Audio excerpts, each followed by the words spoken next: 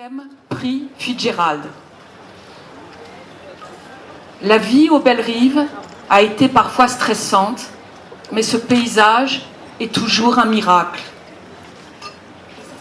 Scott et Zelda Fitzgerald, lorsqu'ils habitaient ici dans les années 20, faisaient la fête tous les soirs, mais le matin, l'écrivain se réveillait tôt pour écrire. Il est peut-être 6 heures du matin. Il faut remettre ça, l'écriture d'un livre génial, autrement ce sera de nouveau l'enfer avec Zelda. Une cigarette, un bullshot et c'est reparti. Lorsque l'inspiration est au rendez-vous, il est un héros, le plus grand écrivain parmi le monde des écrivains. Il se sent au-dessus des autres par son intelligence et sa grâce. Il écoute ses semblables avec un air confit qui veut dire « Je suis Scott Fitzgerald, mais je suis le seul à vous comprendre ». Même s'il a des absences passagères qui lui laissent le cerveau en miettes, il consomme quand même pas mal de l'alcool à petite dose, mais parce qu'il ne le tient pas, il boit peu, contrairement à ce que laisse croire la légende.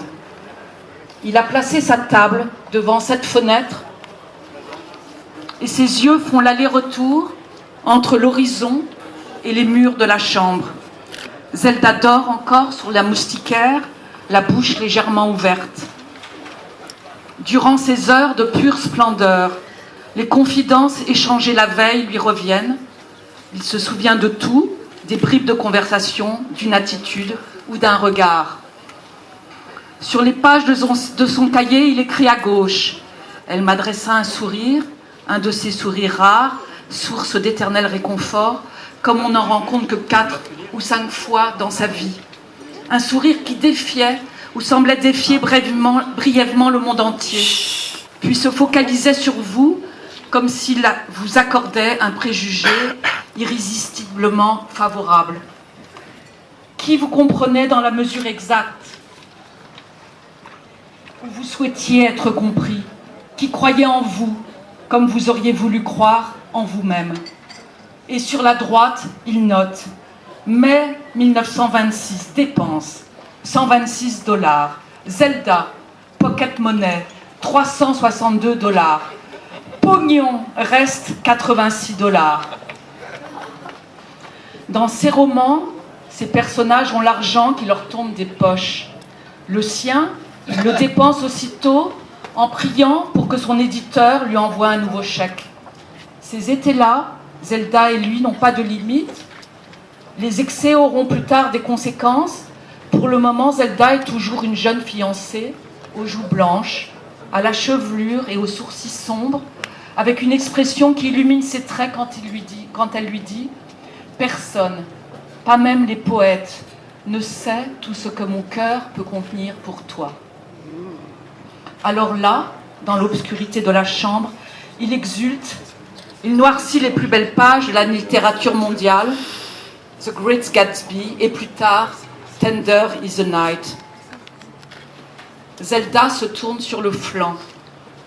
Il se prend à rêver en lisant dans ses yeux une solitude surprenante qu'il attribue d'abord aux ivresses de la veille, et il n'y prend pas garde, car il se construit quelque part dans son regard.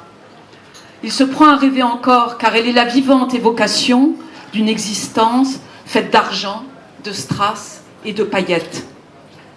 L'amour a sa place dans leur lit défait, mais malgré le désir, les pulsions et l'ivresse des pages, Scott s'interrogera toute sa vie pour savoir s'il était aimé ou si on avait pitié de lui. Les titres des livres parus aux États-Unis, après leur retour, allaient dire le reste. La chute était là, elle approchait, on la voyait, on la sentait. Ici, aux Bellerives, le stress a disparu avec les jours et les années qui passent. Nous voilà ce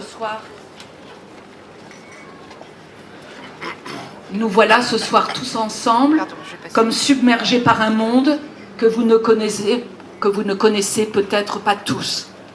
Que cet événement, ce 5e prix Fitzgerald, et cette ronde sublime de la vie qui nous emporte, soit un des souvenirs les plus enivrants de votre histoire. Bravo.